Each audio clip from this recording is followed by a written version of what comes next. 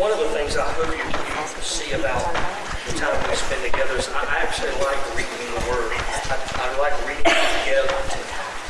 And so we're going to read these few verses, and then we're going to just go through them and finish the ones we did not finish. It says in verse 18 of 1 John chapter 3. It says, "Dear children," and as you know, and you will have a quiz probably next week. Dear children, he's talking not to the world, he's talking specifically to Christians. And if you look at the writings of John, oftentimes he symbolizes the church or the Christians in the church as a family. Somewhere along the line, we've gotten away from that family mentality in the North American church. We've become self-motivated and self-driven. And Gail, as you and I were talking about tonight, we've really forgotten what it means to help other people. I don't think anybody really goes around and pronounces this, but I think what we do sometimes is we kind of carry this thought process that if I'm okay, then everything's okay. And that's not the case at all. We need to be there. We need to pray more than just, as he said in 2 or 3 weeks, don't just say you love them, show by the way you live your life.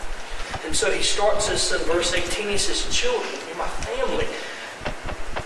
Let's not merely say that we love each other, let's show by our actions."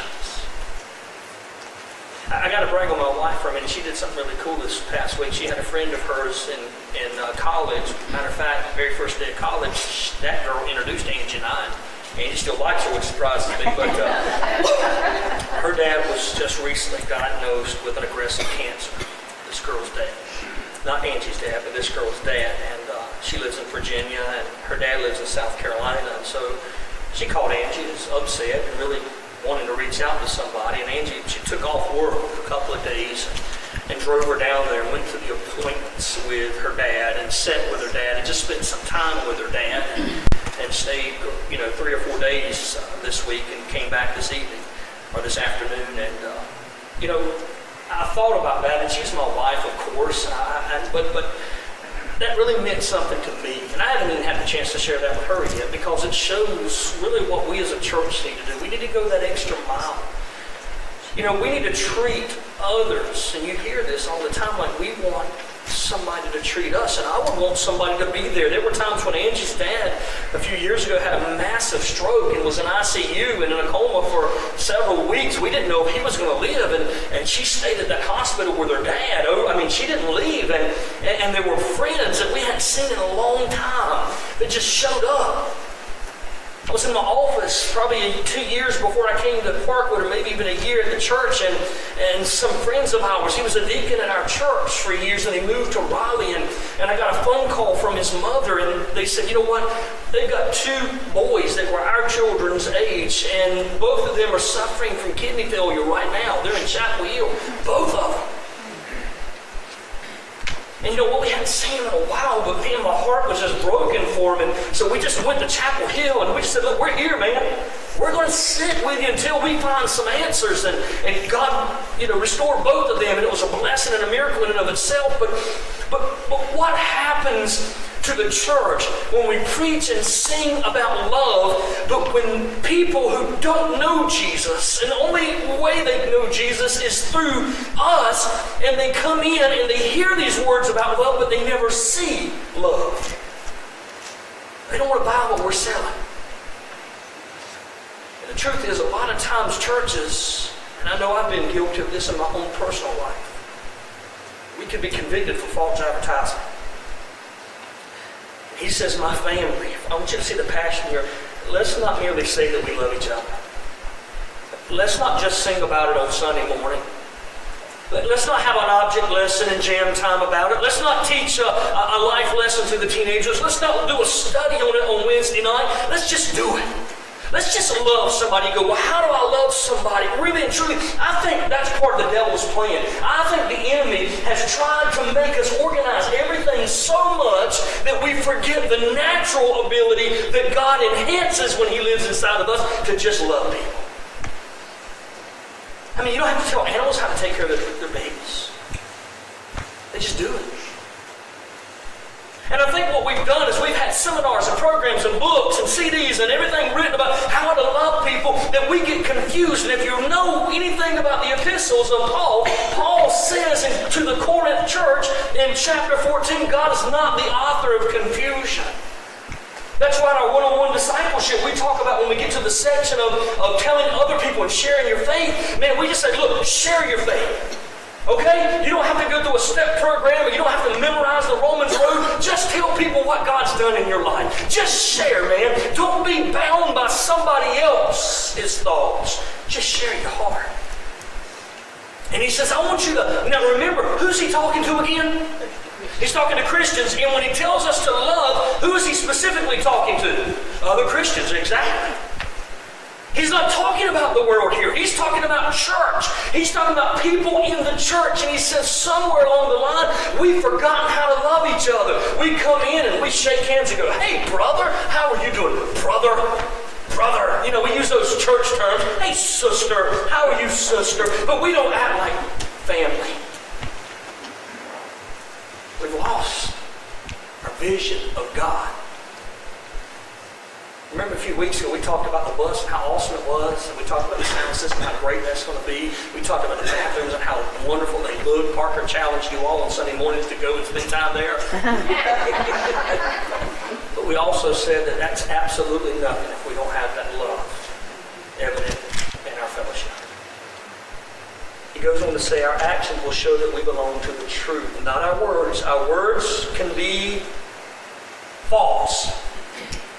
Our words can show us to be something that we're not, but our actions, the way we act, the way our life is lived, will show that we belong to the truth so that we can be confident when we stand before God. And remember, we spent some time talking about what it meant to be confident and how so many people struggle in their prayer because they have no confidence. We really don't. The awkwardness of talking to someone you don't know. The awkwardness of talking to someone, remember we said last week that you've had conflict with, and then you see them and you're trying to feel them out, and you're awkward in that. Let's be honest, I don't care how gifted a talker, a speaker, a salesperson you are, when there's conflict that's been in your life, and you interact with that person in which the conflict had been, then it's awkward for anybody, especially family. Right? He says that there's a lot of people that are awkward when they go before God because they have no confidence, because their mouth says one thing but their life proves something else.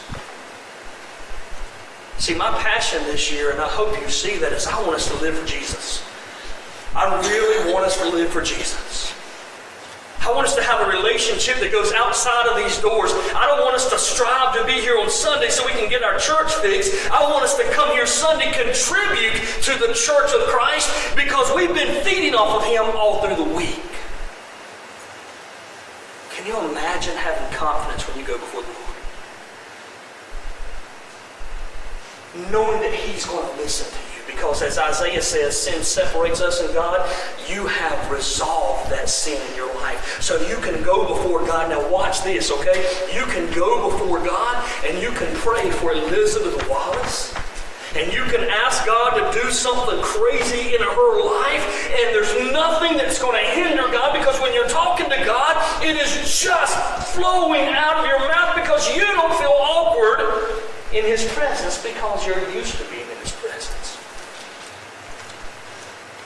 Can we be honest with each other? Would you not concede that oftentimes we struggle in prayer because we don't find ourselves in it enough?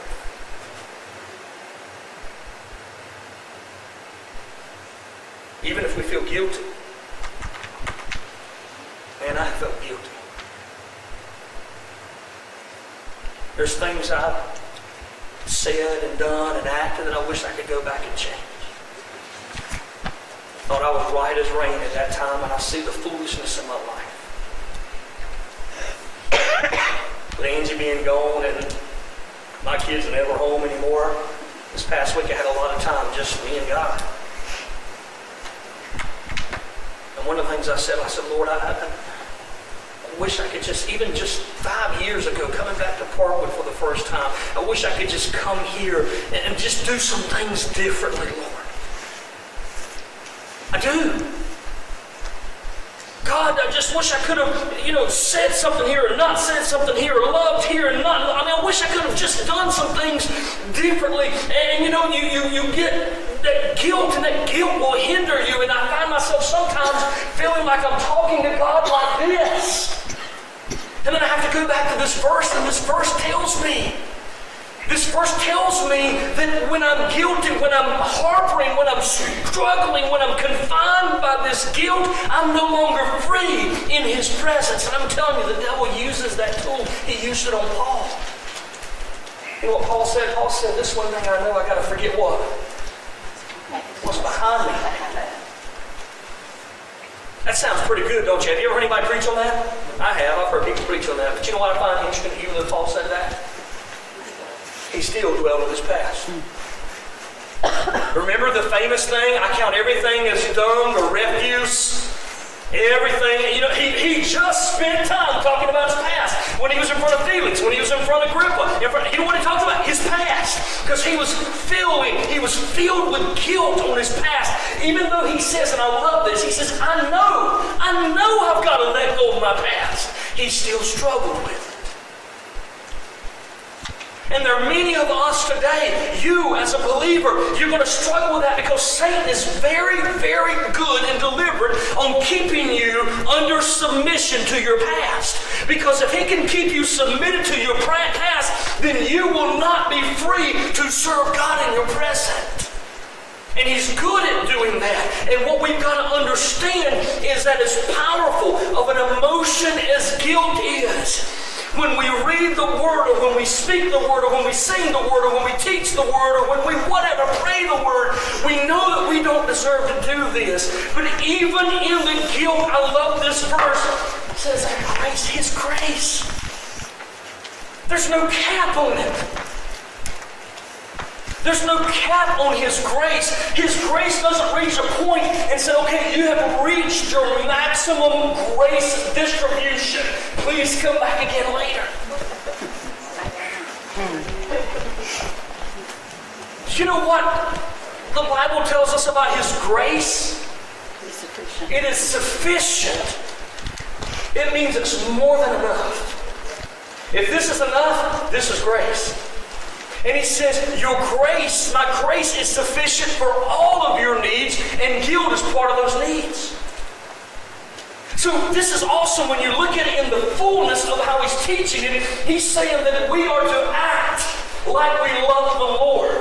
And when we act like we love the Lord, we will no longer be chained by our sins. And when we're not chained by our sin, then we're going to feel comfortable going before the Lord. But knowing the heart of the human being that God did, he says that we're going to have times that we're going to feel so guilty that we're going to struggle talking to Him. But just remember in those times of this horrible guilt that His grace is more than sufficient, more than enough to overshadow our guilt.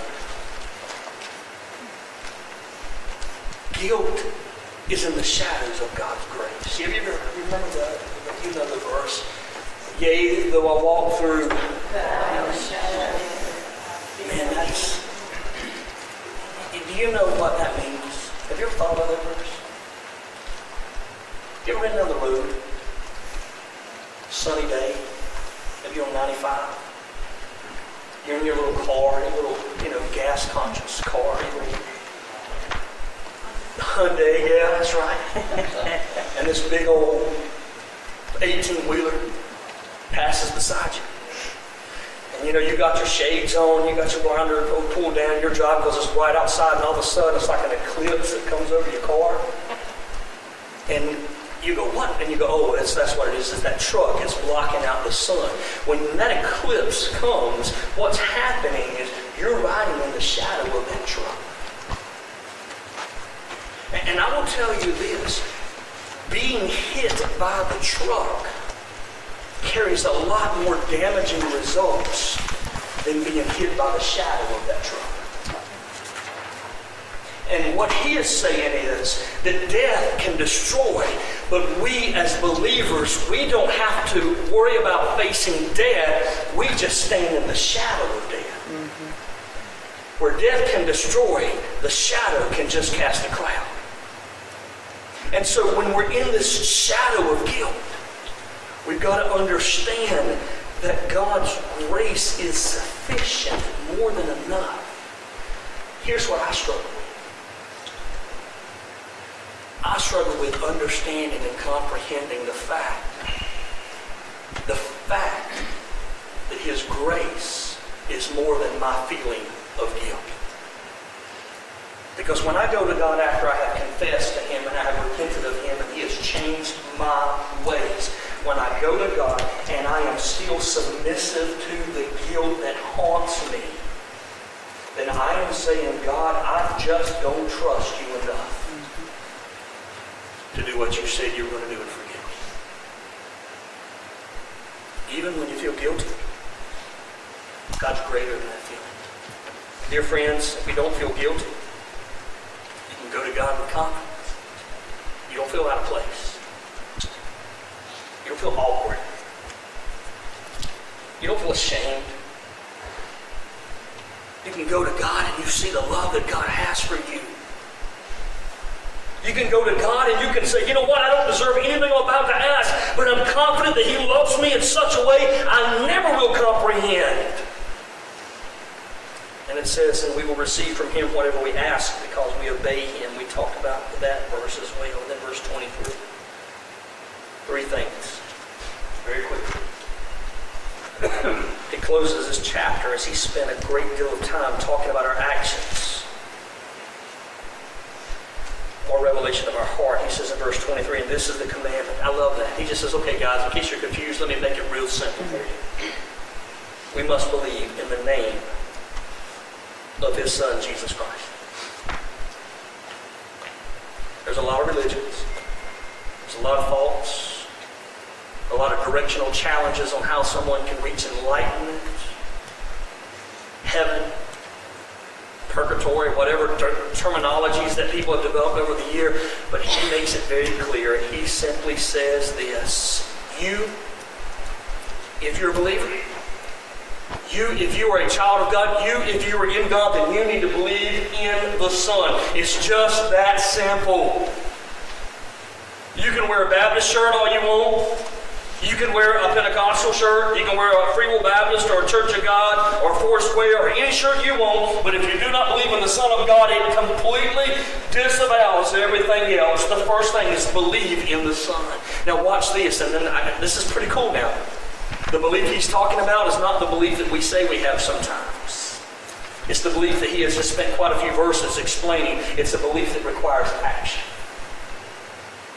Every one of you showed belief tonight when you came and sat down. You believed that the Jews were going to hold you. That's faith. You didn't do this. I didn't see anybody do this. You just showed faith in doing that. Because see, your faith was seen in your action. Nobody came in tonight, and if you heard me, you correct me. Nobody came in tonight and said, Pastor, I just want to share with you, I have faith in this pew. This pew has proven itself to me time and time again, and I just want to share with you the trust and the faith that I have in my... No, you didn't do that, but you showed me that because you came in and you sat down. It's an active faith. And what he's saying is if you believe in God, then you're going to actively show that you believe in God. This is not a work salvation. This is a salvation that works in our life. I'm telling you folks that when we truly believe something, then it alters our actions. I was told tonight, I don't know if you've heard it, I don't know if it's true, but someone said that Saturday and Sunday they're shutting down that section of 301. Right over by the Nissan place, Dunkin' Donuts and all that, they're shutting it down so they can erect the bridges that they've been working on. Okay, if I believe that, and if I need to come to the office on Saturday, of course Sunday, if I can come Saturday, I'm not going to go down 301. Unless what? Unless I didn't believe it. And so if I get in my car and I'm going down 301 and I go, oh my goodness, I can't, because I do that when I'm driving. I'm not going to lie to you. I feel guilty about that too. But if I'm driving down the road and man, there's a blockage that says detour and you've got to go around, I'm going to be so mad. And you know what? You're going to say, but you should should have listened. You were told, why didn't you believe it? And I go, I did believe it. Who are you to tell me I didn't believe it? I believed it with everything I had in my heart. You're going to say, no, you didn't, because your actions showed you didn't believe it. Because if you believed it, you would not have come down 301, right? That's a simple lesson. And he says, so if you believe in the Son, then you're going to act like you believe in the Son. If I could preach anything over and over and over, it would be this principle right here. We need people, now please understand what I'm saying, to not believe in Parkwood, to not believe in Pastor Scott, to not believe in the music program, to not believe in the youth program. We need people to believe in the Son of God. Because I will fail you, this church will fail you, every program that we ever put together will fail you, but the Son of God will never fail you. And if we can get involved, if we can fall in love, if we can believe that He is who He says He is, then everything else will flourish, because our actions will be seen based on what we believe in. And I'm going to tell you, I told you Sunday, I think it was, a little girl that we've been praying for, Emma Bailey, I don't know her. But I'm telling you, when I was praying the other day, I was praying and the Lord really convicted me. He said, do you even know what you're asking? I mean, do you really believe what you're asking? Because I was praying that God, she would walk again. Lord, I want to see her walk again. And it was like God just called me to task and said, do you really believe that? Or are you just praying that because that makes you feel better about yourself? Do you really believe that I have the ability to make her walk again? Then if you do, pray like you believe that. Pray, God, I believe you can. I want to see things like that happen again. Guys, I'm not just telling you this. I want to see God do what God can do again. It's been a long time since our community. It's been a long time since our state. It's been a long time since our country. It's been a long time since our world has seen God do what only God can do. And I want to see Him do it again.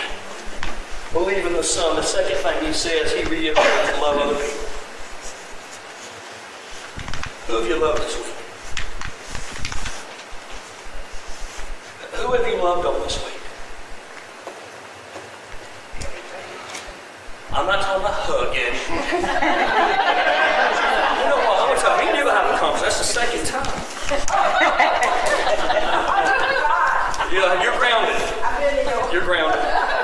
No, but you're right. No, but I'm asking, you give me some examples of you and I were talking, all jokes aside, about what you've been doing for your sister. That's loving on somebody. That's loving on somebody. I'm not kidding about that. I'm not talking about hugging or shaking hands. I'm talking about actively loving on somebody. Who have you loved on this week? Who have you turned the TV off? Who have you pushed maybe a lunch aside and got on your face before God and said, God, today's not about me. Today is about, and you begin to call on God for someone who is going through deep, deep problems that God would be very, very real in their lives. Who have you loved on this week? And the third thing, it's in this verse. He said, just simply obey my commands. It's simple to say it, isn't it? It's a lot harder to do. I have a hard time obeying His command. Because when someone upsets me, it does bother me. God says, vengeance is mine. Don't take away what's mine. That's stealing. But sometimes we try to do it. Someone does pull out in front of me and then turns a block away. That makes me mad. Someone lies to me. It's hard to trust them. Someone hurts my feelings. I mean, I'm just selfish. I have a hard time doing it. I mean, really, if we're honest with each other, Joshua 1:8 tells us to study the book of instructions, meditate on it, and obey everything that is written in it. Man. You say, I do. You pray for each other. Pray for the service. If Sunday morning we gathered together and everybody came in these doors and we sat down and we started singing, if the outcome of Sunday morning service was directly related to the amount of time you spent praying for it, what kind of service would we have Sunday?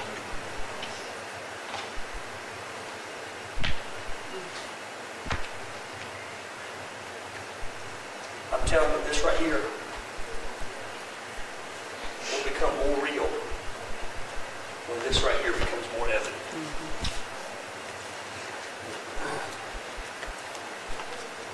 You cannot love others, as the Bible tells us, if you do not believe in Him.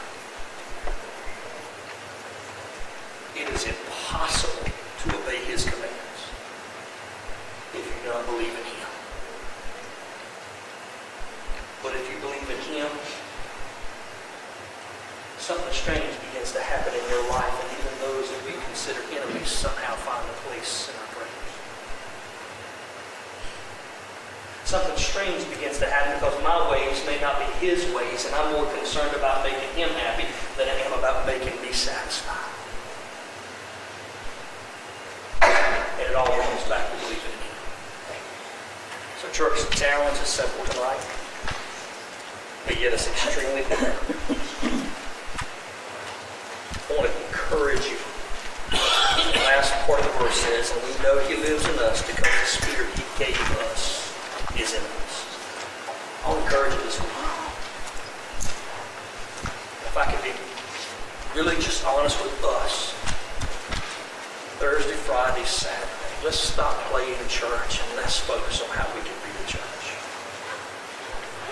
God, first of all, clean out anything, confront, ask God. Psalms 139. Somebody got that real quick. I want to make sure I'm not lying. Then I'll feel guilty about that later. Can't pray. I'm finished. I promise you that. Psalms 139. Yes, it is. Verse 24. Here's a prayer I challenge you to pray. Point out anything in my life that offends you, and then lead me along the path of everlasting life. You say, I want to be serious about my relationship with God. I'm going to say the first thing you and I have to do is say, God, point out anything in my life that may not honor you. And as God begins to point it out, don't justify it or argue. Deal with it. The second thing, when the garbage is out, when the sin is revealed, when you're ready to deal with it, then you draw close to God. I want to just leave with this. The Bible says simply this: draw close to God, and He will draw closer nigh to you. It doesn't say He'll draw nigh to you and then you can come to Him. No, it says seek the Lord while He may be found. There's so many passages that tell us, these are talking to Christians now. The Spirit draws the lost, but the Christians seek Him, go to Him, look for Him, follow Him, find Him, and He will reveal Himself to you. Clean the sin out, draw close to God. And you cannot help when God's inside of you. You cannot help that your life reveals it. I'm telling you, we've gotten really good at playing church. Our nation has gotten so good at playing church. God's calling us to be the church. Would you pray with me? Father, thank you for your word. Thank you for this passage. Thank you for chapter 3. Lord, allow us to study and get involved in and really just dig into it as we go into chapter 4. Father, I just pray that you would just prepare our hearts for that. In Jesus, your name we pray. Amen.